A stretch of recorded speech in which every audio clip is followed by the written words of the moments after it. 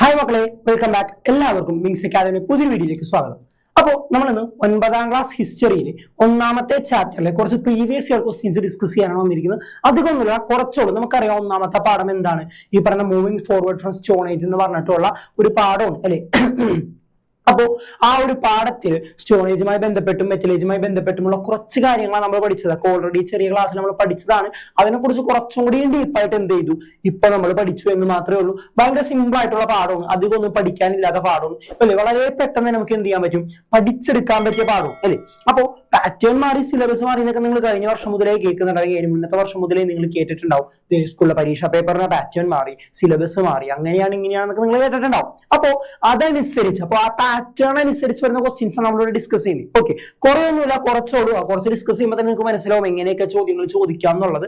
അപ്പോ അതനുസരിച്ച് നിങ്ങൾ എന്ത് ചെയ്താൽ മതി, ബാക്കി ഈ ചാപ്റ്റർ അങ്ങോട്ടേക്ക് പഠിച്ചാൽ മതി അല്ലെ. ഭയങ്കര എളുപ്പമാണ് ഈ ഒരു പാഠം. നമുക്കറിയാം ഈ പാഠത്തിൽ പാലിയോലിത്തിക് ഏജിനെ പറ്റിയും മെസോളിത്തിക് ഏജിനെ പറ്റിയും നിയോലിത്തിക് ഏജിനെ പറ്റിയും മെറ്റൽ ഏജിനെ പറ്റിയും ഒക്കെ പറയുന്നുണ്ട്. പിന്നെ ലാസ്റ്റ് വേദിക് ഏജും കൂടിയും പറഞ്ഞാണ് ഈ പാഠം എന്ത് ചെയ്യുന്നത് അവസാനിക്കുന്നത്. മെയിൻ ആയിട്ട് ഒരു 5 ഏജസിനെ കുറിച്ചാണ് പറയുന്നത്. അതിനെ കുറിച്ച് ആൽക്കോളിത്തിക് ഏജും വരുന്നുണ്ടെന്ന് മാത്രം. ഓക്കെ, അത് മെറ്റൽ ഏജിന്റെയും സ്റ്റോൺ ഏജിന്റെയും കമ്പൈൻഡ് ഒരു ഏജ് ആയിട്ടാണ് നമ്മൾ എന്തിനെ പറയുന്നത്, ചാൽക്കോളിത്തിക് ഏജിനെ പറയുന്നത്. അപ്പൊ മെയിൻ ആയിട്ട് ഈ 5 ഏജ് നോക്കിയാൽ മതി. Paleolithic, mesolithic, neolithic, metal age, പിന്നെ അതുപോലെ വേദിക് ഏജ് എന്ന് പറയുന്ന 5 കാലഘട്ടത്തെ കുറിച്ചാണ് നമുക്ക് ഈ പാഠത്തിൽ പഠിക്കാനുള്ളത്. എല്ലാം വളരെ കുറച്ച് തിരിച്ച് മാത്രമേ തന്നിട്ടുള്ളൂ. അധികം ഒന്നും എന്ത് ചെയ്തിട്ടില്ല, നമുക്ക് തന്നിട്ടില്ല. അതുകൊണ്ട് നമുക്ക് പരീക്ഷയ്ക്ക് പഠിക്കാനായിട്ട് അല്ലെങ്കിൽ ടെക്സ്റ്റ് ബുക്കിൽ പഠിക്കാനായിട്ട് തന്നിട്ടില്ല. അപ്പൊ ഉള്ളത് വൃത്തിക്ക് പഠിച്ചാൽ മതി. ആ ഉള്ള സാധനം മര്യാദക്ക് പഠിച്ചാൽ മക്കളെ എന്ത് കിട്ടും, നമുക്ക് നല്ല അടിപൊളിയായിട്ട് മാർക്ക് സ്കോർ ചെയ്യാൻ പറ്റും. ഓക്കെ, നല്ല അടിപൊളിയായിട്ട് എന്ത് ചെയ്യാൻ പറ്റൂടാ, മാർക്ക് സ്കോർ ചെയ്യാനായിട്ട് പറ്റും. അപ്പോ അധികം ഞാൻ പറഞ്ഞ് വൈകിപ്പിക്കുന്നില്ല, അധികം ഞാൻ പറഞ്ഞ് ബോറടിപ്പിക്കുന്നില്ല. നമുക്ക് എന്ത് ചെയ്യാം, വേഗം പഠിക്കാം. ഓക്കെ, കുറച്ച് ഓടാൻ നോക്കിയേ. ആകെ സ്ലൈഡുകൾ 10 സ്ലൈഡേ ഉള്ളൂ. ഓക്കെ, 10 സ്ലൈഡേ ഉള്ളൂ. ഓക്കെ, അപ്പൊ പ്രീവിയസ് ഇയർ ചോദിച്ച ചോദ്യമാണ്, പല സോഴ്സുകളിൽ നിന്ന് എടുത്തേക്കുന്ന ചോദ്യമാണ്. അപ്പൊ എങ്ങനെയൊക്കെ ചോദിക്കാന്നുള്ളതിന്റെ ഒരു ഐഡിയ കിട്ടാൻ വേണ്ടി മാത്രമാണ് എന്ത് ചെയ്യുന്നത്, നമ്മൾ ഈ വീഡിയോ ചെയ്യുന്നത്. ഓക്കെ, അപ്പൊ നോക്കാം. ഈ ഒരു പാഠത്തിലെ ആദ്യത്തെ ക്വസ്റ്റ്യൻ തന്നെ മക്കളെ ശ്രദ്ധിച്ചേ. യെസ്, ആദ്യത്തെ ക്വസ്റ്റ്യൻ തന്നെ എന്താണ്, identify the period which tools in given picture are related. അതായത് ഈ തന്നിരിക്കുന്ന ചിത്രങ്ങള് ഏത് കാലഘട്ടത്തിലെയാണെന്നാണ് ചോദ്യം. ഓക്കെ, ഇതൊക്കെ ഓരോ കാലഘട്ടത്തിലെ ഉപയോഗിച്ച ടൂൾസ് ആണ്. അപ്പൊ ഈ ടൂൾസ് ഏത് കാലഘട്ടത്തിലെയാണെന്നാണ് ചോദ്യം. ഞങ്ങളുടെ ഉത്തരം ഒരു ബോക്സിൽ തന്നിട്ടുണ്ട്. ഏത് ഏജ് ആണ്, നിയോലിത്തിക് ഏജ് ആണ്. ഏത് ഏജ് ആണ്, നിയോലിത്തിക് ഏജ് ആണ്. അപ്പോ നമ്മൾ ശ്രദ്ധിക്കേണ്ട ഒരു കാര്യം എന്ന് പറഞ്ഞാൽ ടെക്സ്റ്റ് ബുക്കില് പാലിയോലിത്തിക് ഏജിന്റെ ടൂൾസും മെസോളിത്തിക് ഏജിന്റെ ടൂൾസും നിയോലിത്തിക് ഏജിന്റെ ടൂൾസും ചിത്രങ്ങൾ തന്നിട്ടുണ്ട്. ആ ചിത്രങ്ങൾ നോക്കിയേക്കണം. ആ ചിത്രങ്ങൾ നോക്കി മനസ്സിലാക്കി വെച്ചേക്കാം. ചിത്രം തന്നിട്ട് അതേത് കാലഘട്ടത്തിലെയാണെന്ന് ചോദിക്കാനുള്ള സാധ്യതയുണ്ട്, അല്ലെങ്കിൽ അത് ചോദിച്ചിട്ടുണ്ട്. കഴിഞ്ഞ വർഷം ഓണപരീക്ഷയ്ക്ക് ചോദിച്ചതാണ്. അപ്പോ നമ്മൾ ഇനി ആ ചിത്രങ്ങൾ നോക്കാതിരുന്ന് കഴിഞ്ഞാൽ നമുക്ക് അവിടുന്ന് മാർക്ക് പോകും. അതുപോലെ ചില ഗുഹാചിത്രങ്ങൾ വന്നിട്ടുണ്ട്. ഷവറ്റിലെ ഗുഹാചിത്രങ്ങളെ കുറിച്ച് വന്നിട്ടുണ്ടായി, ലാസ്കസിലെ ഗുഹാചിത്രങ്ങളെ കുറിച്ച് വന്നിട്ടുണ്ടായി. അതുപോലെ തന്നെ നമ്മുടെ ഇന്ത്യയിലുള്ള ഭിംബേക്കയിലെയും ലഗജോറിലെയും കദോട്ടിയിലെയും ഗുഹാചിത്രങ്ങളെ കുറിച്ചൊക്കെ തന്നിട്ടുണ്ടായി. അപ്പൊ അതൊക്കെ ഒന്ന് ജസ്റ്റ് നോക്കിയേക്കാം. ഒട്ടും നോക്കാതെ പോയത് ജസ്റ്റ് അതൊന്ന് നോക്കിയേക്കാം. അവിടെ നിന്ന് വേണമെങ്കിൽ ഇങ്ങനെ ഒരു ചോദ്യം നമ്മൾ പ്രതീക്ഷിക്കണം. അപ്പൊ ഈ പറയുന്ന ചിത്രങ്ങൾ തന്നിട്ട് അതേത് കാലഘട്ടത്തിലേതാണെന്ന് ചോദിക്കാനുള്ള സാധ്യതയുണ്ട്, അല്ലെങ്കിൽ അതേത് ഗുഹയിൽ നിന്ന് കിട്ടിയതാണെന്ന് ചോദിക്കാനുള്ള സാധ്യതയുണ്ട്. അപ്പോ ജസ്റ്റ് അതൊന്ന് എന്ത് ചെയ്തേക്കാം, ഒന്ന് വായിച്ചു വിട്ടേക്കാം. ഒട്ടും നോക്കാതിരിക്കരുത്. എന്തെങ്കിലുമൊക്കെ വായിച്ചു വിട്ട് കഴിഞ്ഞാൽ നിങ്ങൾക്ക് എന്ത് ചെയ്യാൻ പറ്റും, റിലേറ്റ് ചെയ്യാനായിട്ടെങ്കിലും പറ്റും. ഓക്കെ, അപ്പൊ അതൊന്ന് ശ്രദ്ധിച്ചേക്കാം, അതൊന്ന് ശ്രദ്ധിക്കണം. ഇങ്ങനെ ഒരു ചോദ്യം നമുക്ക് പ്രതീക്ഷിക്കാവുന്നതാണ്. ഇതിൽ കുറെ ചിത്രങ്ങൾ വന്നിട്ട് അതേത് കാലഘട്ടത്തിലെ ടൂൾസ് ആണെന്നുള്ള ഒരു ചോദ്യം നമുക്ക് പരീക്ഷയ്ക്ക് പ്രതീക്ഷിക്കാം. അപ്പോൾ നമ്മൾ അത് അറിഞ്ഞിട്ടില്ലല്ലോ, കിട്ടിയിട്ടില്ലല്ലോ, പഠിച്ചിട്ടില്ലല്ലോ, അല്ലെങ്കിൽ നോക്കിയില്ലല്ലോ എന്ന് പറഞ്ഞിരിക്കാൻ പാടില്ല. അതുകൊണ്ടാണ് പറയുന്നത് അങ്ങനെ ഒരു ചോദ്യം നമ്മൾ പരീക്ഷയ്ക്ക് പ്രതീക്ഷിക്കണം. അങ്ങനെ ഒരു ചോദ്യം നമ്മൾ പരീക്ഷയ്ക്ക് എന്ത് ചെയ്യണോടാ, പ്രതീക്ഷിച്ചേ മതിയാകൂ. Okay, yes. അടുത്താണ് നോക്കിയേ, some information related to human life in the paleolithic age are given below. അതായത് പാലിയോലിത്തിക് ഏജുമായി ബന്ധപ്പെട്ടിട്ടുള്ള ചില ഇൻഫോർമേഷൻസ്, ചില വിവരങ്ങൾ വന്നിട്ടുണ്ട്. അതിൽ നിന്ന് എന്താ പറഞ്ഞിരിക്കുന്നത്, choose the correct answer from the options. ആ തന്നിരിക്കുന്ന ശരിയായ ഓപ്ഷൻസ് എല്ലാം പാലിയോലിത്തിക് ഏജിന്റെ അല്ല. പാലിയോലിത്തിക് ഏജിന്റെ 3 എണ്ണമേ ഉള്ളൂ. ഒരെണ്ണം പാലിയോലിത്തിക് ഏജുമായി ബന്ധപ്പെട്ടതല്ല. അപ്പോ പാലിയോലിത്തിക് ഏജുമായി ബന്ധപ്പെട്ട ഉത്തരം ഏതാണെന്നാണ് ചോദ്യം. പാലിയോലിത്തിക് ഏജുമായി ബന്ധപ്പെട്ടത് ഏതാണെന്നാണ് ചോദ്യം. നമുക്ക് നോക്കാം. ഓക്കെ, ഒന്നെന്താണ്, lived in caves and open spaces. നമ്മൾ പഠിച്ചതാണ്. പാലിയോലിത്തിക് ഏജിന്റെ ലാസ്റ്റ് അതിന്റെ ഫീച്ചേഴ്സ് പഠിക്കുമ്പോൾ അല്ലെങ്കിൽ അവിടുത്തെ ഇൻഫോർമേഷനെ കുറിച്ച് പഠിക്കുമ്പോൾ നമ്മൾ അവിടെ പറയുന്നുണ്ട് ഇവരെവിടെ ജീവിച്ചവരാണ്, കേവ്സിലും ഓപ്പൺ സ്പേസിലും ജീവിച്ചവരാണല്ലേ പാലിയോലിത്തിക് ഏജ്. മെസോളിത്തിക് ഏജ് തുടങ്ങുന്നതിന് തൊട്ട് മുമ്പിലുള്ള ടോപ്പിക്കാണ് ആ ഫീച്ചേഴ്സ് എന്ന് പറയുന്നത്. അവിടെ നമ്മൾ വ്യക്തമായിട്ട് പഠിക്കുന്നുണ്ട് എന്താണ് പാലിയോലിത്തിക് ഹ്യൂമൻസ് കേവ്സിലും ഓപ്പൺ സ്പേസിലും ഗുഹകളിലും തുറസായ സ്ഥലങ്ങളിലും അല്ലെ ഈ ഗുഹൊന്നും ഇല്ലാതെ വീടൊന്നും ഇല്ലാതെ വെറുതെ മരത്തിന്റെ ചോട്ടിലോ അല്ലെങ്കിൽ വെറുതെ പറമ്പിലോ കിടന്നുറങ്ങിയിരുന്ന ആളുകളാണ്. അപ്പൊ അങ്ങനെയൊക്കെ ജീവിച്ചിരുന്നവരാണ് നമ്മൾ വിശദമായിട്ട് പറഞ്ഞിട്ടുണ്ട്. അപ്പൊ അതാണ് ഒന്നാമത്തെ point. Lived in caves and open spaces.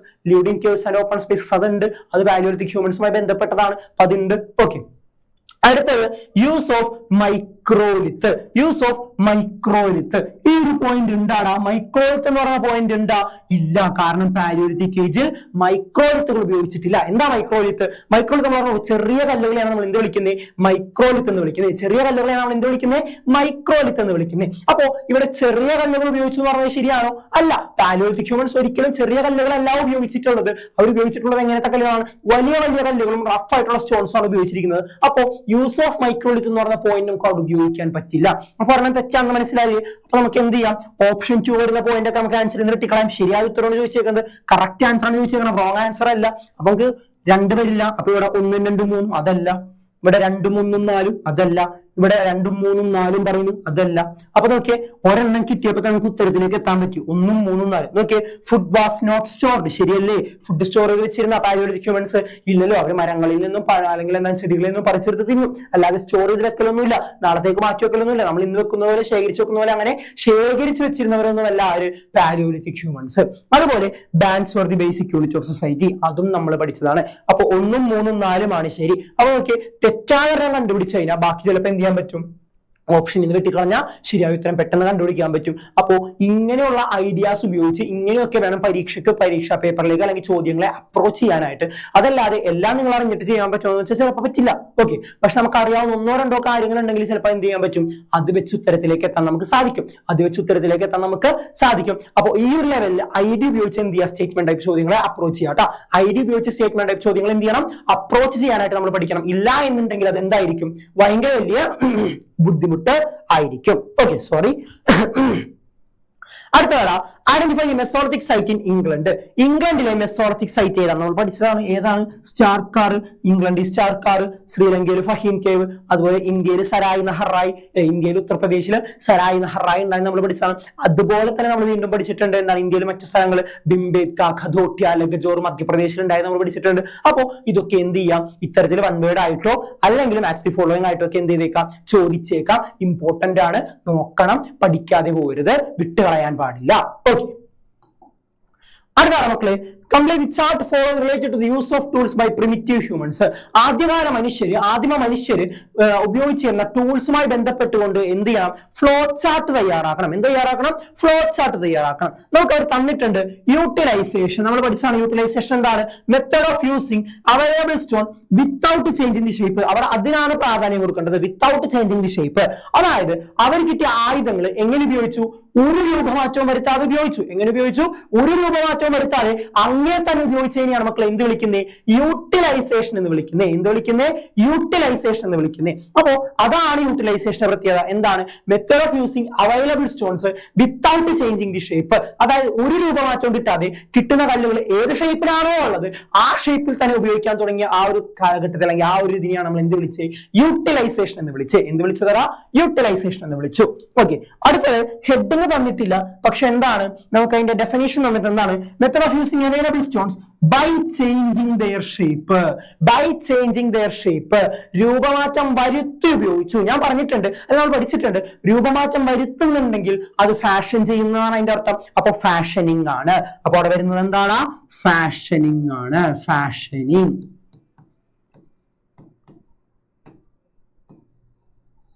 Okay, fashioning ആണ്. രൂപമാറ്റം വരുത്തുന്നുണ്ടെങ്കിൽ മക്കളെ അത് ഫാഷനിങ് ആണ്. ഞാൻ പറഞ്ഞു അല്ലെ, നമ്മൾ എന്താണ് മേക്കപ്പ് ഒക്കെ ഇട്ട് പോകും. ഓരോ സ്ഥലത്ത് പോകുമ്പോൾ ഓരോ രൂപത്തിലാണ് പോവുക അല്ലെ. കല്യാണത്തിന് ചിലപ്പോൾ രാവിലെ പോകുന്ന ഡ്രസ്സിലോ മേക്കപ്പിലോ ആയിരിക്കില്ല ഈവനിങ് റിസപ്ഷന് പോകുന്നത് അല്ലെ. അവിടെ ആയിരിക്കില്ല രാത്രി വീട്ടിൽ പോകുന്നുണ്ടെങ്കിൽ അങ്ങനെ പോകുന്നത് അല്ലെ. അതുപോലെ ആയിരിക്കില്ല നമ്മൾ വേറെ എവിടെയെങ്കിലും പാർക്കിലോട്ടി പോകുന്നത് അല്ലെ. അപ്പൊ ഓരോ സ്ഥലത്ത് പോകുമ്പോൾ നമ്മൾ എന്താണ് ഓരോ രീതിയിൽ മേക്കപ്പ് ഇട്ടൊക്കെ പോകാറുണ്ട് കുറെ പേര് അല്ലെ. അപ്പൊ അതാണ് ഫാഷനിങ് എന്ന് പറയുന്നത് അല്ലെ. എന്താണ്? ഫാഷനൈസ് ആയിട്ട് പോവാ, ഫാഷൻ ആയിക്കൊണ്ട് പോവാ അല്ലെ. ഓരോ സ്ഥലത്തും എന്ത് ചെയ്യുക? രൂപമാറ്റം വരുത്തിക്കൊണ്ട് പോവാ അല്ലെ. അതാണ് ഇവിടെ ഉദ്ദേശിക്കുന്നത്. കിട്ടുന്ന കല്ലുകളെ രൂപമാറ്റം വരുത്താം. കിട്ടുന്ന കല്ലുകളെ എന്ത് ചെയ്യുക? രൂപമാറ്റം വരുത്താം. ഓക്കെ, അടുത്തത് സ്റ്റാൻഡേർഡൈസേഷൻ. അത് നമ്മൾ പഠിച്ചിട്ടുണ്ട്. ഡെഫിനിഷൻ എന്ന് പറഞ്ഞാൽ നമുക്കറിയാം method of using stones by method of making specific tools for each purpose. Specific tools for each purpose. അതാണ് അവിടെ നമ്മൾ ഹൈലൈറ്റ് ചെയ്ത് പഠിക്കേണ്ടത്. Specific tools for each purpose. Specific tools for each purpose. അതായത് ഓരോ ആവശ്യങ്ങൾക്കും ഓരോ ആയുധങ്ങൾ ഉണ്ടാക്കി വെക്കാം. ഓക്കെ, വേട്ടയാടാൻ പോകാൻ ഒരു ടൈപ്പ് ആയുധങ്ങൾ, അല്ലെങ്കിൽ മറ്റാവശ്യങ്ങൾക്ക് വേറെ ടൈപ്പ് ആയുധങ്ങൾ, തീ ഉണ്ടാക്കാൻ വേറെ ടൈപ്പ് ആയുധങ്ങൾ, അല്ലെങ്കിൽ വേറെ പണിക്ക് വേറെ ടൈപ്പ് ആയുധങ്ങൾ. അവരൊന്നും കല്ലുകൊണ്ടാണ് എല്ലാം ഉണ്ടാക്കിയിരിക്കുന്നത് അല്ലെ. അപ്പൊ ഈ കല്ലുകൾ എന്താണ് ഈ പറഞ്ഞ പോലെ രൂപമാറ്റം വരുത്തി ഓരോന്നിനും സെപ്പറേറ്റ് ചെയ്ത് എന്ത് വെക്കാം, ആയുധങ്ങൾ എടുത്ത് വെക്കാം. അതാണ് എന്തെന്ന് പറയുന്നത്, സ്റ്റാൻഡർഡൈസേഷൻ എന്ന് പറയുന്നത്. അതാണ് എന്ത് പറയുന്നത്, സ്റ്റാൻഡർഡൈസേഷൻ എന്ന് പറയുന്നത്. അതാണ് മക്കളെ പറയുന്നത് specific tools for each purpose. Specific tools for each purpose പഠിച്ചു വെച്ചേക്കാം, ഇമ്പോർട്ടന്റ് ആണ്. ഇതിങ്ങനെ 3 മാർക്കിന് പരീക്ഷയ്ക്ക് ചോദിച്ചിട്ടുണ്ട്, ഇമ്പോർട്ടന്റ് ആണ്. 3 മാർക്കിനോ 2 മാർക്കിനോ കേട്ട് ചോദിച്ചിട്ടുണ്ട്. ഇത് കാരണം മാത്രം ഇതേപോലെ വേറൊരു ചോദ്യം ഉണ്ടായിരുന്നു, അത് ഞാൻ സെയിം തന്നെ ആയതുകൊണ്ട് എടുത്തിട്ടില്ല എന്നേ ഉള്ളൂ. അവിടെ എന്താണ് ഇതേപോലെ ഡെഫിനേഷൻസ് എഴുതാനായിരുന്നു പറഞ്ഞിരുന്നത്. അപ്പോൾ ഡെഫിനേഷൻസ് എഴുതാനോ അല്ലെങ്കിൽ ഹെഡിങ് എഴുതാനോ കേട്ട് ചോദിക്കും. 1 മാർക്കിനോ 2 മാർക്കിനോ 3 മാർക്കിനോ ചോദിക്കാം. അപ്പോൾ പഠിക്കാതെ പോകരുത്. ഇമ്പോർട്ടന്റ് ആയിട്ടുള്ള മേഖലയാണ് എന്ത്, ഈ പറയുന്ന യൂസ് ഓഫ് ടൂൾസ്. ഇമ്പോർട്ടന്റ് ആയിട്ടുള്ള മേഖലയാണ് മക്കളെ എന്ത്, ഈ പറയുന്ന യൂസ് ഓഫ് ടൂൾസ് എന്ന് പറയുന്ന ഈ ഭാഗം. ഓക്കെ, അടുത്തതാണ് complete the given table related to mesolithic centres. Mesolithic സെന്റേഴ്സുമായി ബന്ധപ്പെട്ടുള്ള ടേബിൾ ഫില്ല് ചെയ്യുക. നമ്മൾ ഓൾറെഡി പറഞ്ഞതാണ് സരായ് നഹറായ് ഇന്ത്യയിലാണ്, ഉത്തർപ്രദേശിലാണ്. ഇംഗ്ലണ്ടിലെ നമ്മൾ പഠിച്ചതാണ് സ്റ്റാർക്കാർ. ഓക്കെ, ഇംഗ്ലണ്ടിലെ നമ്മൾ പഠിച്ചു സ്റ്റാർക്കാർ അല്ലേ, ഇംഗ്ലണ്ടിൽ സ്റ്റാർക്കാർ. ഇനി ഫഹീം കേവ് എവിടെയാണെന്ന് നമ്മൾ പഠിച്ചതാണ് ശ്രീലങ്ക. ഫഹീം കേവ് നമ്മൾ പഠിച്ചത് ശ്രീലങ്കയിലാണ് അല്ലേ.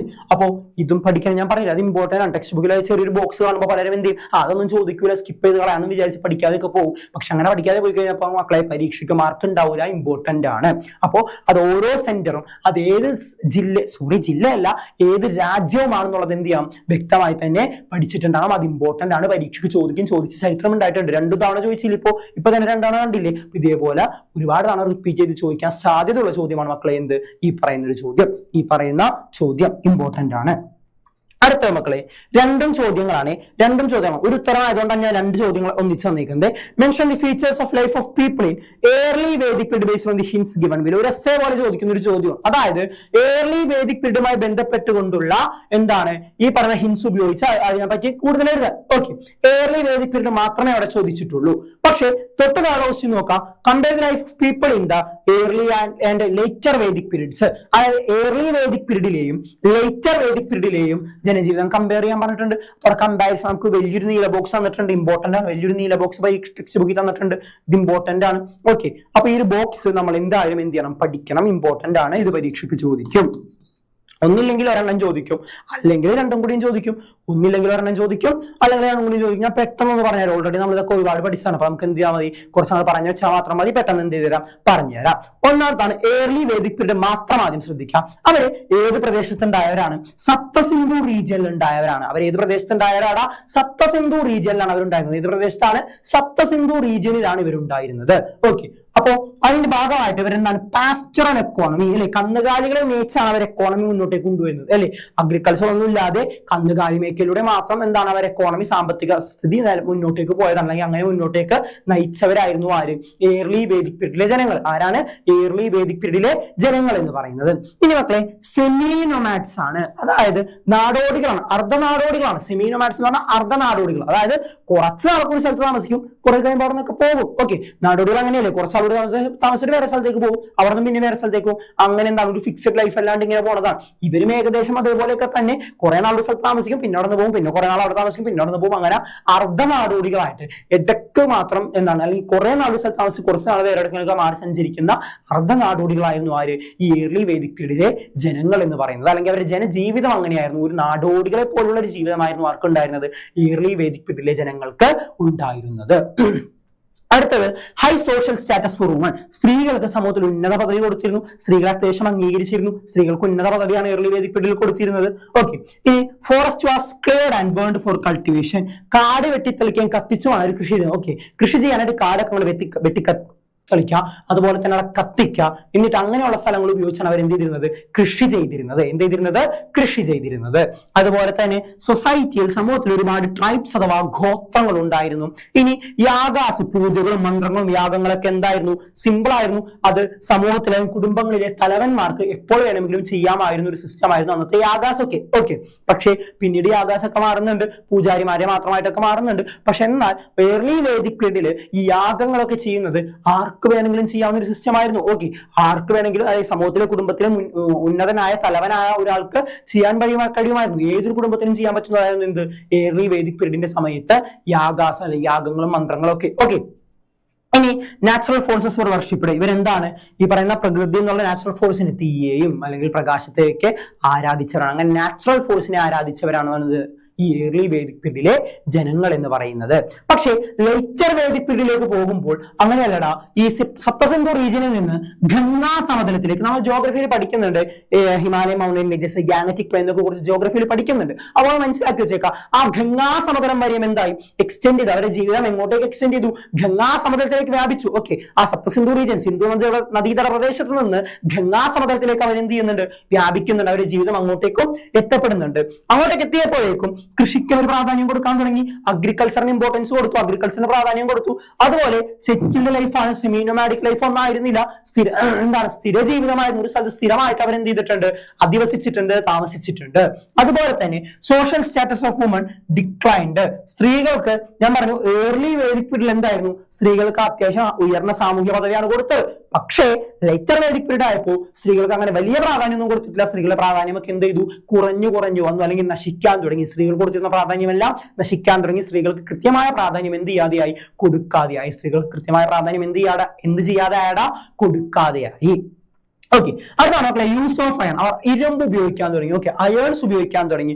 അതുപോലെ ഇവിടെ മെയിൻ ട്രൈബ്സ് ആയിരുന്നെങ്കിൽ ഇവിടെ വർണ്ണ സിസ്റ്റം, ജാതി സമ്പ്രദായം ഉണ്ടാവാൻ തുടങ്ങി.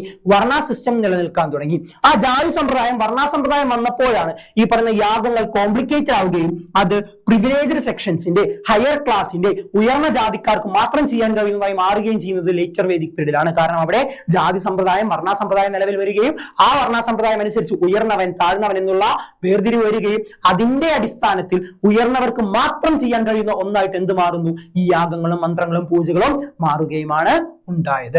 ഇനി പുതിയ ആരാധനാമൂർത്തികൾ വന്നു. ന്യൂ ഡേറ്റീസ് എന്ന് പറഞ്ഞാൽ പുതിയ ആരാധനാമൂർത്തികൾ. പിന്നെ അതുപോലെ തന്നെ പലതരത്തിലുള്ള കരകൗശല തൊഴിലും അവർ ചെയ്യാൻ തുടങ്ങി. ഇത് മക്കളെ പഠിക്കണം, ഇമ്പോർട്ടന്റ് ആണ്. ഞാൻ പറഞ്ഞതുപോലെ ഒന്നില്ലെങ്കിൽ ഒരെണ്ണം മാത്രമോ അല്ലെങ്കിൽ രണ്ടു കൂടി നിങ്ങളോട് ചോദിക്കും. 5 മാർക്കിനോ 6 മാർക്കിനോ എസ്സേ ആയിട്ടായിരിക്കും ചോദിക്കുന്നത്. ഇമ്പോർട്ടന്റ് ആണ്. അത് പഠിച്ചില്ല എന്നുണ്ടെങ്കിൽ നിങ്ങൾക്ക് 5 മാർക്ക് 6 മാർക്ക് സിമ്പിൾ ആയിട്ട് പോകും. ഓക്കെ, അപ്പൊ അത്രയും ഇമ്പോർട്ടന്റ് ആണ്. പഠിച്ചേക്കാം. 2 ക്വസ്റ്റ്യൻ ആണ് അതിൽ നിന്ന് ചോദിച്ചേക്കുന്നത്. കഴിഞ്ഞാണെങ്കിൽ അതിന് മുന്നത്താണെങ്കിലും ചോദിച്ചേക്കുന്നതാണ്. അപ്പൊ അത് ഇമ്പോർട്ടന്റ് ആയിട്ടാണ് എന്ത് ചെയ്തേക്കാം? പഠിച്ചു വെച്ചേക്കാം. Okay, അടുത്താണ് നോക്കിയേ. What are the factors that force humans to begin agriculture in the area called fertile crescent? അതായത് ഫെർട്ടൈൽ ക്രസന്റ് എന്ന് വിളിക്കപ്പെടുന്ന പ്രദേശത്ത് കൃഷി തുടങ്ങാൻ കാരണം എന്താണ്? ഓക്കെ, ഈ ഒരു ചോദ്യം ശ്രദ്ധിക്കണം. ടെക്സ്റ്റ് ബുക്കിൽ ആരും ശ്രദ്ധിക്കപ്പെടാത്തൊരു ഭാഗത്താണ് ഈ ഒരു ചോദ്യം തന്നിരിക്കുന്നത്. അപ്പൊ അത് പരീക്ഷയ്ക്ക് ചോദ്യം പലരും എന്ത് ചെയ്തിട്ടുണ്ടായില്ല? ആ ചോദ്യം നോക്കിയിട്ടേ ഉണ്ടായില്ല. അവസാന പരീക്ഷ ഈ ചോദ്യം എവിടെ നിന്നാണെന്നുള്ളൊരു ഡൗട്ട് വന്നിരുന്നു. ഓക്കെ, അപ്പൊ ആ ഡൗട്ട് വരാതിരിക്കാനും അങ്ങനെ ഒരു മണ്ടത്തരം കാണിക്കാതിരിക്കാനുമാണ് പറയുന്നത്. ടെക്സ്റ്റ് ബുക്ക് നന്നായിട്ട് വായിച്ചേക്കാം. ടെക്സ്റ്റ് ബുക്കിന്റെ എവിടെ നിന്നുള്ള ചോദ്യം വേണമെങ്കിലും എന്ത് ചെയ്തേക്കാം? ഓണപരീക്ഷയ്ക്ക് ചോദിക്കാം, അല്ലെങ്കിൽ ഏത് പരീക്ഷക്കാരും ചോദിക്കാം. ഓണപരീക്ഷ എന്നില്ല, ഏത് പരീക്ഷയ്ക്കും എന്ത് ചെയ്യാം? ടെക്സ്റ്റ് ബുക്കിന്റെ ഏത് ഭാഗത്തുനിന്നുള്ള ചോദ്യം നമുക്ക് പ്രതീക്ഷിക്കാം. അപ്പോ ഇവിടെ തന്നിരിക്കുന്നത് എന്താണ്? Fertile crescent. ഫെർട്ടൈൽ ക്രസന്റ് എന്ന് പറയുന്ന പ്രദേശത്ത് കൃഷി ചെയ്യാനുള്ള കാരണം എന്തായിരുന്നു എന്നാണ് ചോദ്യം. അല്ലെങ്കിൽ അതിനെ തന്നെ ചോദിക്കുന്ന മറ്റൊരു ചോദ്യമാണ് മക്കൾ ഇവിടെ തന്നിരിക്കുന്നത്. Factors led human beings to begin agriculture and domestication of animals. Neolithic ഏജില്, നിയോലിത്തിക് പീരീഡില് മനുഷ്യന്മാര് കൃഷി തുടങ്ങിയെന്നും മൃഗങ്ങളെ ഇണക്കി വളർത്തിയെന്നും പറയുന്നുണ്ട്. അതിലേക്ക് നയിച്ച കാര്യങ്ങൾ എന്താണെന്നും ചോദിക്കാം. രണ്ടും സെയിം ചോദ്യം, ഉത്തരം സെയിം ആണ്. ഓക്കെ, രണ്ടിടത്ത് ചോദിച്ചതേ ഉള്ളൂ, ഉത്തരം സെയിം ആണ്. എന്തൊക്കെയാണ്? ഒന്ന്, പോപ്പുലേഷൻ ഗ്രോത്ത്, ജനസംഖ്യാ വർധനവ്. ജനസംഖ്യ കൂടിയപ്പോൾ അവർക്ക് കൃഷി ചെയ്യേണ്ടതായിട്ട് വന്നു. ഓക്കെ, ജനസംഖ്യാ വർധനവ്. And increasing number of human settlement. മനുഷ്യന്മാരുടെ സ്ഥിരമായി താമസിക്കുന്ന ആളുകളുടെ എണ്ണം കൂടിയപ്പോൾ അവരുടെ വീടുകളുടെ എണ്ണം കൂടി, അല്ലെ? ഹ്യൂമൻ സെറ്റിൽമെന്റിന്റെ എണ്ണം കൂടി. അപ്പോ സോഷ്യൽ ഓർഗനൈസേഷൻ കോംപ്ലക്സ് ആയി. നമ്മൾ പറഞ്ഞു ബാൻഡുകളായിരുന്നു പാലിയോലിത്തിക് ഏജിൽ ഉണ്ടായിരുന്നത്. ബാൻഡുകൾ എന്ന് പറയുമ്പോൾ 100 പേരിൽ താഴെ അടങ്ങുന്ന ആൾക്കാരാണ്. ഫാമിലി റിലേഷൻ വെച്ചിട്ടാണ് അവർ എന്ത് ചെയ്തിരുന്നത്? അവർ മുന്നോട്ടേക്ക് പോയിരുന്നതൊക്കെ നമ്മൾ പാലിയോലിത്തിക് ഏജിൽ പഠിച്ചതാണ്. അപ്പോൾ അവിടെയുള്ള ബുദ്ധിമുട്ട് അവിടെ എന്തായിരുന്നു? സിമ്പിൾ ആയിരുന്നു. 100 പേരിൽ കുറവേ ഉള്ളൂ. അപ്പൊ ഒരു സൊസൈറ്റി എന്ന് പറഞ്ഞാൽ 100 പേരിൽ കുറഞ്ഞ സൊസൈറ്റിയാണ്. പക്ഷേ ആളുകൾ സ്ഥിരതാമസം ആരംഭിച്ചപ്പോൾ, ഒരുപാട് വീട് വെച്ച് താമസിച്ചപ്പോൾ വന്നപ്പോൾ അവിടെ 100 പേരൊന്നല്ല 10, 20, 300, 500 ആൾക്കാരൊക്കെ ഒരു സൊസൈറ്റി ആയിട്ട് മാറി. അപ്പോൾ സോഷ്യൽ ഓർഗനൈസേഷൻ എന്ന് പറയുന്നത് സിമ്പിളിൽ നിന്ന് കോംപ്ലക്സ് ആയിട്ട് മാറി. 100 പേര് താഴെയപ്പോൾ സിമ്പിൾ ആയിരുന്നു, പക്ഷെ 100 പേര് കൂടി 500 പേരായപ്പോൾ കോംപ്ലക്സ് ആയി. ഇപ്പൊ നമ്മുടെയൊക്കെ സമൂഹത്തിൽ നോക്കിക്കഴിഞ്ഞാൽ നമ്മുടെ വാർഡിൽ തന്നെ ഏകദേശം 1000 ആളുകളുണ്ടാവും, 1000, 800, 900 ഒക്കെ ആൾക്കാരുണ്ടാവും. അപ്പൊ അതെന്താണ്? കോംപ്ലക്സ് സോഷ്യൽ ഓർഗനൈസേഷൻ ആണ്. അതിനെയാണ് ഈ പറയുന്നത് സോഷ്യൽ ഓർഗനൈസേഷൻ എന്തായിട്ട് മാറി? കോംപ്ലക്സ് ആയിട്ട് മാറി, ബുദ്ധിമുട്ടേറിയതായിട്ട് മാറി. അതുപോലെ ഷോർട്ടേജ് ഓഫ് ഫുഡ് പ്രൊഡക്ട്സ്, കാരണം ആളുകളുടെ എണ്ണം കൂടിയപ്പോൾ ഒരു ഭക്ഷണം ഇങ്ങനെ ധാരാളം ഉപയോഗിച്ചുകൊണ്ടിരിക്കുകയാണ്. ഇത് കൃഷി ചെയ്യാത്തതുകൊണ്ട് തന്നെ എന്ത് ചെയ്യുന്നില്ല, നാച്ചുറലി ഉണ്ടാവുന്ന എണ്ണം കുറഞ്ഞു, അവർക്ക് ഭക്ഷണം കിട്ടുന്ന അളവ് കുറഞ്ഞു, ഫുഡ് ഷോർട്ടേജ് ഉണ്ടായി, ഭക്ഷ്യക്ഷാമം ഉണ്ടായി. അപ്പോൾ അവർക്ക് കൃഷി ചെയ്യേണ്ടതായിട്ട് വന്നിട്ടുണ്ട്. ലാസ്റ്റത്താണ് മക്കളെ ചേഞ്ച് ഇൻ ടെക്നോളജി, സാങ്കേതിക വിദ്യയിലുണ്ടായ മാറ്റം. സാങ്കേതിക വിദ്യയിലുണ്ടായ മാറ്റം ഇവരെ കൃഷി ചെയ്യാൻ പ്രേരിപ്പിച്ചിട്ടുണ്ട്. ഓക്കെ, ശ്രദ്ധിക്കാം. അടുത്ത മക്കളെ, identify civilisation which is known as first urbanisation in Indian history. Indian ഹിസ്റ്ററിയിലെ ഫസ്റ്റ് അർബനൈസേഷൻ, ആദ്യ നഗരവൽക്കരണം എന്നറിയപ്പെടുന്ന സിവിലൈസേഷൻ ഏതാണ്? നമുക്കറിയാം, ഹാരപ്പൻ സിവിലൈസേഷൻ ആണ്. ഹാരപ്പൻ സിവിലൈസേഷൻ ആണ്. അതിനെ അങ്ങനെ വിളിക്കാനുള്ള കാരണം എന്താണെന്ന് ചോദിച്ചു കഴിഞ്ഞാൽ മക്കളെ എന്താണ്? ഒന്ന്, the well planned public building. അവിടെ കൃത്യമായിട്ട് എന്താണ് പബ്ലിക് ബിൽഡിങ്ങുകൾ പ്ലാൻ ചെയ്ത് പണിതിട്ടുണ്ടായി. Great bath, houses, street, drainage system, granaries, ഇതെല്ലാം അല്ലെ എന്താണ്? അവിടുത്തെ ഗ്രേറ്റ് ബാത്ത് ആയാലും വീടായാലും തെരുവുകളായാലും അവിടുത്തെ ഡ്രെയിനേജ് സിസ്റ്റം ആയാലും മോഡകളായാലും അവിടുത്തെ ഗ്രാനറീസ് ധാന്യപ്പുരകളായാലും ഒക്കെ എന്താണ് കൃത്യമായി പ്ലാൻ ചെയ്ത് വളരെ എഫിഷ്യന്റ് ആയിട്ട് പണിതാണെന്നൊക്കെ നമ്മൾ പഠിച്ചതാണ്. നമ്മളത് ചെറിയ ക്ലാസ്സുകളിൽ പഠിച്ചിട്ടുണ്ട്. ഇവിടെ ചെറുതായിട്ടൊന്ന് മെൻഷൻ ചെയ്യുന്നേ ഉള്ളൂ. അതുകൊണ്ട് അതുപോലെ തന്നെ various types of craft and trade ആണ് നിലനിന്നിരുന്നു. ഇതൊക്കെ ഉള്ളത് കൊണ്ട് തന്നെയാണ് നമ്മൾ എന്ത് പറയുന്നത്, ഹാരപ്പൻ സിവിലൈസേഷനെ ഇന്ത്യൻ ഹിസ്റ്ററിയിലെ ഫസ്റ്റ് അർബനൈസേഷൻ എന്ന് വിളിക്കുന്നത്. ഹാരപ്പൻ സിവിലൈസേഷനെ ഇന്ത്യൻ ഹിസ്റ്ററിയിലെ ഫസ്റ്റ് അർബനൈസേഷൻ എന്ന് വിളിക്കാൻ കാരണം ഇതെല്ലാമാണ്. ജസ്റ്റ് ഒന്ന് നോക്കി വെച്ചേക്കാം, ഇമ്പോർട്ടന്റ് ആണ്. ഓക്കെ, അടുത്ത വരാം, the basis for the progress of humans that we have seen today are the changes occurred during Neolithic age. Substantiate the statement. അതാണ് മക്കളെ നിയോളിത്തിക് റെവല്യൂഷൻ എന്ന ടോപ്പിക്കിനെ ഡയറക്റ്റ് ആയിട്ട് നിയോളിത്തിക് റെവല്യൂഷൻ എന്ന് ചോദിക്കാതെ ഒരു ഇൻഡയറക്റ്റ് ക്വസ്റ്റ്യൻ ആയിട്ട് ചോദിച്ചേക്കുന്നതാണ്. ഇന്ന് മനുഷ്യന്മാർ നേടിയ എല്ലാ പുരോഗതിയും അടിസ്ഥാനം നിയോളിത്തിക് ഏജ് ആണെന്നാണ് പറയുന്നത്, അല്ലെ? ശരിയാണ്. അവിടെ നിന്നാണ് നിയോളിത്തിക് റെവല്യൂഷൻ തുടങ്ങുന്നത്. അതാണ് പിന്നീട് മനുഷ്യത്തിൽ വലിയ മാറ്റങ്ങൾ ഉണ്ടാക്കിയതൊക്കെ നമ്മൾ പഠിച്ചതാണ്. ഓക്കെ, അപ്പോൾ ആ ചോദ്യം അങ്ങനെ ഡയറക്റ്റ് ആയിട്ട് നിയോളിത്തിക് റെവല്യൂഷൻ എന്ന് ചോദിക്കാതെ ഇൻഡയറക്റ്റ് ആയിട്ട് ഇങ്ങനെ ഒരു ചോദ്യം ചോദിച്ചേക്കുന്നതാണ്. അപ്പൊ അതാണ് പറയുന്നത്, ടെക്സ്റ്റ് ബുക്ക് നന്നായിട്ട് വായിക്കണം, എന്നാൽ മാത്രമേ നിങ്ങൾക്ക് കിട്ടുള്ളൂ. ഇതാണ് ചോദ്യം വരുന്ന രീതി. ഈ രീതിക്കേ ചോദ്യം വരുള്ളൂ. അപ്പൊ നിങ്ങൾ അതനുസരിച്ച് പഠിച്ചില്ല എന്നുണ്ടെങ്കിൽ മക്കളെ നിങ്ങൾക്കാണ് ബുദ്ധിമുട്ട്. അപ്പൊ അത് മനസ്സിലാക്കി വെക്കാം. ടെക്സ്റ്റ് ബുക്ക് വായിക്കാം. ടെക്സ്റ്റ് ബുക്കിന്റെ ഈച്ച് ആൻഡ് എവറി ലൈൻ നന്നായിട്ട് മനസ്സിരുത്തി വായിച്ചാൽ മാത്രമേ മക്കളെ എന്ത് ചെയ്യാൻ പറ്റുള്ളൂ, പരീക്ഷയ്ക്ക് ആൻസർ ചെയ്യാൻ പറ്റുള്ളൂ, മര്യാദക്ക് മാർക്കും മേടിക്കാനായിട്ട് സാധിക്കുകയുള്ളൂ. എന്തൊക്കെയാണ് നമുക്ക് നോക്കാം. Agriculture and domestication of animals ensure the study availability of food products. എന്താണ് കൃഷിയും അതുപോലെ മൃഗങ്ങളെ ഇണക്കി വളർത്തലും എന്താണ് ഈ പറയുന്നത് പോലെ എന്ത് ഹെൽപ്പ് ചെയ്തു? ഈ പറഞ്ഞ ഫുഡ് പ്രോഡക്ട്സിന്റെ അവൈലബിലിറ്റി ഹെൽപ്പ് ചെയ്തു. ഓക്കെ, എന്തിനെ അവൈലബിലിറ്റി ഹെൽപ്പ് ചെയ്തു? ഫുഡ് പ്രോഡക്ട്സിന്റെ അവൈലബിലിറ്റിക്ക്, ഫുഡ് പ്രോഡക്ട്സിന്റെ ലഭ്യതയ്ക്ക് ഹെൽപ്പ് ചെയ്തു, സഹായകരമായി സഹായിച്ചിട്ടുണ്ട്. Okay, permanent settlements and agrarian villages came into exist. അപ്പൊ എന്ത് പറ്റി? പെർമനന്റ് സെറ്റിൽമെന്റ് എന്താണ്? സ്ഥിരതാമസം തുടങ്ങി. അതുപോലെ തന്നെ കാർഷിക ഗ്രാമങ്ങൾ ഉണ്ടാവാൻ തുടങ്ങി. കൃഷിയുമായി ബന്ധപ്പെട്ട് നിലവിൽ വരുന്ന ഗ്രാമങ്ങളെയാണ് മക്കളെ എന്ത് വിളിക്കുന്നത്? അഗ്രേറിയൻ വില്ലേജ് അഥവാ കാർഷിക ഗ്രാമങ്ങൾ എന്ന് വിളിക്കുന്നത്. ഈ കാർഷിക ഗ്രാമങ്ങളും അതുപോലെ പെർമനന്റ് സെറ്റിൽമെന്റും സ്ഥിരതാമസവും എന്തായി അവിടെ ഡെവലപ്പ് ചെയ്യാനായിട്ട് തുടങ്ങി. Okay, storage of grains became possible with introduction of pottery. അങ്ങനെ അവർ പല തൊഴിൽ ചെയ്യാൻ തുടങ്ങി. അങ്ങനെയാണ് അവർ പോട്ടറി കണ്ടുപിടിച്ചത്. എന്താ പോട്ടറി? മൺപാത്ര നിർമ്മാണമാണ്, അല്ലെ? മൺപാത്ര നിർമ്മാണം കണ്ടുപിടിച്ചപ്പോൾ മൺപാത്രം ഉണ്ടാക്കിയപ്പോൾ മൺപാത്രങ്ങൾ ഉണ്ടാക്കാൻ തുടങ്ങിയപ്പോൾ അവർ എന്ത് ചെയ്തു? ഈ പറഞ്ഞതുപോലെ ഗ്രെയിൻസ് എല്ലാം, ധാന്യങ്ങളെല്ലാം കൂടുതലായിട്ടുള്ളത് സ്റ്റോർ ചെയ്ത് വെക്കാൻ തുടങ്ങി. അത്രയും നാളെ സ്റ്റോർ ചെയ്ത് വെക്കില്ലായിരുന്നു, അവർ ആവശ്യത്തിന് എടുത്തിട്ട് ബാക്കി കളയാറായിരുന്നു. പക്ഷെ പിന്നീട് മൺപാത്രങ്ങൾ കണ്ടുപിടിച്ചപ്പോൾ എന്ത് ചെയ്യാൻ തുടങ്ങി? അവർ ആ കളത്തിലൊക്കെ ഇട്ട് വെച്ച് ബാക്കി നാളത്തേക്ക് എടുക്കാനുള്ള രീതിയിൽ എന്ത് ചെയ്യാൻ തുടങ്ങി? സ്റ്റോർ ചെയ്ത് വെക്കാൻ തുടങ്ങി. ഭക്ഷ്യധാന്യങ്ങൾ അവർ എന്ത് ചെയ്യാൻ തുടങ്ങിയതാ? സ്റ്റോർ ചെയ്ത് വെക്കാനായിട്ട് തുടങ്ങി. ഓക്കെ, അതാണ് അവിടെ പറയുന്നത്. പിന്നെന്താണ്? അപ്പോൾ അങ്ങനെ കൃഷിയൊക്കെ ചെയ്തൊരു വിഭാഗം ആളുകൾ എന്ത് ചെയ്യാൻ തുടങ്ങി? കൃഷി അല്ലാതെ മറ്റു ജോലി ചെയ്യാൻ തുടങ്ങി. എല്ലാവരും കൃഷി തന്നെയല്ല പിന്നെ ചെയ്തത്. അത്യാവശ്യം കൃഷിയൊക്കെ ഡെവലപ്പ് ആയപ്പോൾ കുറെ ആളുകൾ എന്ത് ചെയ്യാൻ തുടങ്ങി? മറ്റു ജോലികളിലേക്ക് പോയി. ചിലർ മൺപാത്രം ഉണ്ടാക്കാൻ പോയി, ചിലർ ഈ മൺപാത്രത്തിൽ ഉണ്ടാക്കുന്ന സാധനം കച്ചവടം ചെയ്യാൻ പോയി, ചിലർ ധാന്യങ്ങൾ കച്ചവടം ചെയ്യാൻ പോയി, ചിലർ മറ്റു സാധനങ്ങൾ മറ്റു തൊഴിലുകൾ ചെയ്യാൻ പോയി. ഓക്കെ, അപ്പൊ അത്തരത്തില് സമൂഹം എന്ന് പറയുമ്പോൾ എന്താണ്? പല ജോലികൾ ചെയ്യുന്ന ആളുകളെ കൊണ്ട് പറഞ്ഞു. ഓക്കെ, അതൊക്കെ society came to include different occupation group. ആദ്യം സൊസൈറ്റിയിൽ എന്ത് മാത്രമേ ഉണ്ടായിരുന്നുള്ളൂ? കൃഷി മാത്രമേ ഉണ്ടായിരുന്നുള്ളൂ. പക്ഷേ കൃഷി ഡെവലപ്പ് ചെയ്തപ്പോൾ സ്വാഭാവികമായിട്ടും മറ്റു തൊഴിലുകളും എന്ത് ചെയ്യാൻ തുടങ്ങി? ഡെവലപ്പ് ചെയ്യാനായിട്ട് തുടങ്ങി. അപ്പൊ അതിന്റെ ഭാഗമായിട്ട് ആളുകൾ മറ്റു ജോലികളും ചെയ്യാൻ തുടങ്ങി. അപ്പോൾ ഈ ചേഞ്ചിനെ എല്ലാമാണ് നമ്മുടെ ഗോർഡൻ ചൈൽഡ് എന്ന് പറഞ്ഞ ഹിസ്റ്റോറിയൻ എന്ത് വിളിച്ചേ? നിയോലിത്തിക് റവല്യൂഷൻ എന്ന് വിളിച്ചേ. എന്ത് വിളിച്ചേ? നിയോലിത്തിക് റവല്യൂഷൻ എന്ന് വിളിച്ചേ. അതാണ് മക്കളെ തന്നിരിക്കുന്നത്.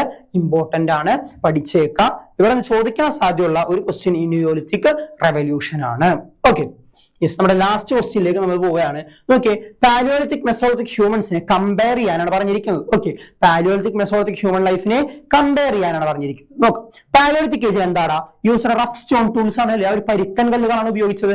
അതിൽ ടൂൾസ് മെയ്ഡ് ഓഫ് ബോൺസ് ഉണ്ടാക്കിയിട്ടുണ്ടായി അവര്. അതായത് അവർക്ക് ഈ പറഞ്ഞ കല്ലുകൾ മാത്രം ഉപയോഗിച്ചല്ല, എല്ലുകൾ ഉപയോഗിച്ചും അവർ എന്ത് ചെയ്തിട്ടുണ്ടായി, ആയുധങ്ങൾ ഉണ്ടാക്കിയിട്ടുണ്ടായി അല്ലെ, അത് നമ്മൾ പറഞ്ഞതാണ്. ഓക്കെ, പിന്നെന്താണ്, lived in caves and open spaces, അവര് തുറസായ സ്ഥലങ്ങളിലോ ഗുഹകളിലോ താമസിച്ചവരാണ്. ഫുഡ് വാസ് നോട്ട് സ്റ്റോർഡ്, ഇവര് ഭക്ഷണങ്ങൾ എന്ത് ചെയ്തിരുന്നില്ല, സ്റ്റോർ ചെയ്ത് വെച്ചിരുന്നില്ല. ഭക്ഷ്യധാന്യങ്ങൾ ഇവർ എന്ത് ചെയ്തിരുന്നില്ലടാ, സ്റ്റോർ ചെയ്ത് വെച്ചിരുന്നില്ല. ഇന്നത്തെ ആവശ്യത്തിനുള്ള എടുത്തിട്ട് ബാക്കി എന്ത് ചെയ്യും, ഒരു കളയും. ഓക്കെ, അതല്ലാതെ അത് അടുത്തതാ നാളത്തേക്കോ മറ്റെന്തൊക്കെ സ്റ്റോർ ചെയ്ത് വെക്കുന്ന സമ്പ്രദായം എവിടെ ഉണ്ടായിരുന്നില്ല, പാലിയോലിത്തിക് ഏജിൽ ഉണ്ടായിരുന്നില്ല. ഇനി അവരുടെ ജീവിതം നൊമാഡിക് ലൈഫ് ആയിരുന്നു, ഒരു എന്തായിരുന്നു, അലഞ്ഞു തിരിഞ്ഞടക്കുന്ന ഒരു നാടോടി ജീവിതമായിരുന്നു ആർക്കുണ്ടായിരുന്നത്, ഈ പറഞ്ഞ പാലിയോലിത്തിക് ഹ്യൂമൻസിന് ഉണ്ടായത്. ഇനി hunting and gathering with the means of livelihood, അവരുടെ ജീവിത രീതിയിലെ പ്രധാനപ്പെട്ട ജീവിത രീതി എന്തായിരുന്നു, ഹണ്ടിങ്ങും ഗ്യാദറിംഗും അല്ലെ, വേട്ടയാടലും സാധനങ്ങൾ ശേഖരിച്ചു വെക്കലുമായിരുന്നു അവരുടെ ജീവിതത്തിലെ പ്രധാന ജീവിത രീതി. ഇനി bands were the basic unit of society, നമ്മൾ പറഞ്ഞു സമൂഹത്തിന്റെ ഏറ്റവും അടിസ്ഥാന യൂണിറ്റ് എന്താണ്, ബാൻഡുകളാണ്. ബാൻഡുകൾ എന്താണെന്ന് നമ്മൾ പറഞ്ഞാണ്, 100 പേരിൽ കുറവുള്ള ബ്ലഡ് റിലേഷൻ ഉള്ള അംഗങ്ങളാണ് എന്തെന്ന് പറയുന്നത്, ബാൻഡുകൾ എന്ന് പറയുന്നത്. ഓക്കെ, 100 പേരിൽ കുറവുള്ള ബ്ലഡ് റിലേഷൻ പരമായി ഒന്നിച്ചു നിൽക്കുന്ന ആളുകളെയാണ് നമ്മൾ എന്ത് വിളിക്കുന്നത്, ബാൻഡുകൾ എന്ന് വിളിക്കുന്നത്. അപ്പൊ അച്ഛൻ, അമ്മ, മക്കള്, അല്ലെങ്കിൽ അച്ഛന്റെ വീട്ടുകാർ, അമ്മയുടെ വീട്ടുകാർ, അങ്ങനെയുള്ള ഒരു 100 പേര് കുറഞ്ഞ അംഗങ്ങൾ തുടങ്ങുന്ന ഒരു സൊസൈറ്റിയാണ് മക്കളെ എന്ത് വിളിക്കുന്നത്, ബാൻഡ് എന്ന് വിളിക്കുന്നത്. ഓക്കെ, അതാണ് പാലിയോലിത്തിക് ഏജിലെ ബേസിക് യൂണിറ്റ്. അതുപോലെ തന്നെ എന്താണ്, മനുഷ്യന്മാര് ഹണ്ടിങ്ങിന് പോകും, സ്ത്രീകൾ എന്ത് ചെയ്യും, ഗ്യാദറിങ്ങിന് പോകും. മനുഷ്യന്മാരും വേട്ടയാടാൻ പോകുമ്പോൾ സ്ത്രീകൾ സാധനങ്ങൾ ശേഖരിച്ചു വെക്കും, കല്ലായിട്ടും അല്ലെങ്കിൽ ഈ പറഞ്ഞ ആയുധങ്ങളായിട്ടൊക്കെ എന്ത് ചെയ്യും, ശേഖരിച്ചു വെക്കാൻ പോകും. ഓക്കെ, അല്ലെങ്കിൽ ഈ പറഞ്ഞ മാംസം ശേഖരിച്ചു വെക്കാൻ പോകും. ഇതൊക്കെയായിരുന്നു അവിടുത്തെ ജീവിത രീതി എന്ന് പറയുന്നത്. ഓക്കെ, ഇനി നേരെ മെസോളിത്തിക് ഏജിലേക്ക് വന്നാൽ എന്താണ്, മൈക്രോലിത്തുകളാണ് അവർ ഉപയോഗിച്ചത്. വലിയ കല്ലുകളല്ല, പകരം ചെറിയ കല്ലുകളാണ് ഉപയോഗിച്ചിരുന്നത്. അതുപോലെ തന്നെ നമ്മൾ പറഞ്ഞാണ് ഹണ്ടിങ്ങും ഗ്യാദറിങ്ങും അവർക്കുണ്ടായിരുന്നു. പക്ഷെ അതോടൊപ്പം അവരെന്തും ചെയ്തിട്ടുണ്ട്, ഫിഷിങ്ങും ചെയ്തിട്ടുണ്ട്, മത്സ്യം പിടിക്കാൻ, മീൻ പിടിക്കാനും കൂടിയും പോയിട്ടുണ്ട്. ഓക്കെ, ഹണ്ടിങ്ങും ഗ്യാദറിങ്ങും കൂടാതെ പാലിയോലിത്തിക് ഏജില് ഹണ്ടിങ്ങും ഗ്യാദറിങ്ങും മാത്രമേ ഉണ്ടായിരുന്നുള്ളൂ. പക്ഷെ മെസോളിത്തിക് ഏജ് ആയപ്പോൾ ഹണ്ടിങ്ങും ഗ്യാദറിങ്ങും കൂടാതെ അവരെന്ത് ചെയ്തു, ഫിഷിങ്ങിനും കൂടിയും പോയി, അവർ മത്സ്യബന്ധനത്തിനും കൂടിയും പോയി. ഇനി അവർ മൃഗങ്ങളെ ഇണക്കി വളർത്തിയിട്ടുണ്ട്. അതുപോലെ അമ്യൂസ്മെന്റ്, വിനോദം, വെറുതെ ഇരിക്കുമ്പോൾ അവരെന്ത് ചെയ്യും, വല്ല ഡാൻസ് കളിക്കുകയോ അങ്ങനെ നൃത്തം ചെയ്യുകയോ അല്ലെങ്കിൽ അങ്ങനെയുള്ള വിനോദങ്ങളിൽ ഏർപ്പെട്ടുകൊണ്ട് സമയം കളഞ്ഞിട്ടുണ്ട്. ഇപ്പൊ നമ്മൾ വെറുതെ ഇരിക്കുമ്പോൾ ഫോൺ നോക്കുന്നത് പോലെ അന്ന് ഫോണൊന്നും ഇല്ലാത്തതുകൊണ്ട് അവരെന്തൊക്കെയോ ചെയ്തിട്ട് അങ്ങനെ വിനോദങ്ങളിൽ ഏർപ്പെട്ട് എന്ത് ചെയ്തിട്ടുണ്ട്, സമയം കളഞ്ഞിട്ടുണ്ട്. ഓക്കെ, അതാണ് അമ്യൂസ്മെന്റ്, വിനോദം. അതുപോലെ ഓരോ ജെൻഡറിനും, പുരുഷന് പറ്റുന്ന ജോലി പുരുഷനും സ്ത്രീക്ക് പറ്റുന്ന ജോലി സ്ത്രീക്ക് എന്ന നിലയിൽ എന്ത് ചെയ്തിട്ടുണ്ട്, വേർതിരിച്ച് അവർ കൊടുത്തിരുന്നു. ഇന്നത്തെ കാലത്ത് അങ്ങനെയൊന്നുമില്ല. എന്താണ്, എല്ലാ ജോലിയും എല്ലാവരും ഏകദേശം ചെയ്യുന്നുണ്ട്. പുരുഷനും സ്ത്രീയും എന്ത് ചെയ്യുന്നുണ്ട്, ഒരേപോലെ എല്ലാ ജോലിയും ചെയ്യുന്നുണ്ട്. പക്ഷെ അന്നത്തെ കാലത്ത് എന്തായിരുന്നു, കുറെ ജോലി പുരുഷന്മാർക്ക്, കുറെ ജോലി സ്ത്രീകൾക്ക് എന്ന രീതിയിൽ എന്ത് ചെയ്തിരുന്നു, വേർതിരിച്ച് കൊടുത്തിരുന്നു. ഇമ്പോർട്ടന്റ് ആണ് മക്കളെ, 6 മാർക്കിന്റെ എസ്സേക്ക് ചോദിച്ചൊരു ചോദ്യമാണ്. അപ്പൊ അതെന്ത് ചെയ്യണം, പഠിച്ചേക്കണം. രണ്ടിന്റെയും ഫീച്ചേഴ്സ് ആണ് ചോദിച്ചിരിക്കുന്നത്, വേറെ ഒന്നുമില്ല. പാലിയോലിത്തിക് ഏജിന്റെ ഫീച്ചേഴ്സും മെസോളിത്തിക് ഏജിന്റെ ഫീച്ചേഴ്സുമാണ് എന്ത് ചെയ്തത്, ഇവിടെ ചോദിച്ചത്. അതാണ് നമ്മൾ എഴുതി വെച്ചിരിക്കുന്നത്. ഓക്കെ, അപ്പൊ ഇത്രയുള്ള ഈ ഒരു പാഠം സിമ്പിൾ ആണ്. ഓക്കെ, കുറച്ച് കാര്യങ്ങളെ പഠിക്കാനുള്ളൂ. നമ്മൾ ഓൾറെഡി പഠിച്ചു വെച്ചിരുന്ന കാര്യങ്ങൾ, ചെറിയ ക്ലാസ്സിലൊക്കെ കുറെ കാര്യങ്ങൾ പഠിച്ചിട്ടുണ്ട്. വേഗം പഠിച്ചെടുക്കാൻ പറ്റും. കുറെ ഡീപ്പായിട്ട് പഠിക്കാനോ കുറെ മനസ്സിലാക്കാനോ ഒന്നുമില്ല. സിമ്പിൾ ആയിട്ട് വായിച്ചാൽ തന്നെ മനസ്സിലാവുന്ന പാഠങ്ങളാണ്. അപ്പൊ ഇത്രയുള്ളൂ ഈ പാഠം. എല്ലാവർക്കും ക്ലാസ് ഇഷ്ടപ്പെട്ടെന്ന് വിചാരിക്കുന്നു. ഇഷ്ടപ്പെട്ട ലൈക്ക് ചെയ്യുക, ഷെയർ ചെയ്യുക, സബ്സ്ക്രൈബ് ചെയ്യുക. Okay, by.